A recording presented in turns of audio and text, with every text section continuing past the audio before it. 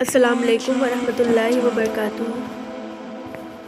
اس کی حالت بالکل ایسی تھی جیسے بہت ساری خواہشیں لے کر کوئی بازار کو نکلا ہو اور ہاتھ بار بار ان چند سکوں کی جیب میں ٹٹول رہے ہوں جو سارے کا سارا داز راہ ہو، مگر نہ آنکھیں خوابوں کو خواہشیں بننے سے روک پا رہی ہوں اور نہ ہی دل اس چند سکوں کی قیمت کو ماننے پر تیار ہو۔ وہ سادہ سی لڑکی جانے کہاں سے اتنے خواب سجا بیٹھی تھی۔ کبھی کبھی چند سکوں کا وجود ایک خالی پن لے آتا تھا اس کے چہرے پر، اور کبھی اس کی آنکھیں چمکنے لگتی خوابوں کے احساس سے۔ میں نے محسوس کیا اس کے ہاتھ یخ ٹھنڈے تھے۔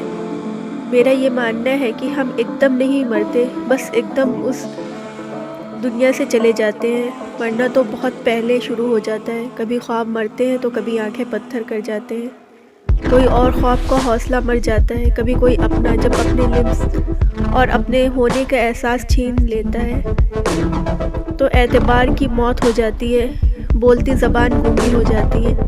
میں نے بھی اسے آہستہ آہستہ مرتے دیکھا ہے، لیکن وہ زندہ تھی۔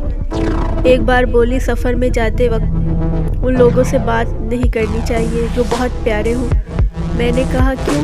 تو بولی سفر ان کو چھین لیتا ہے۔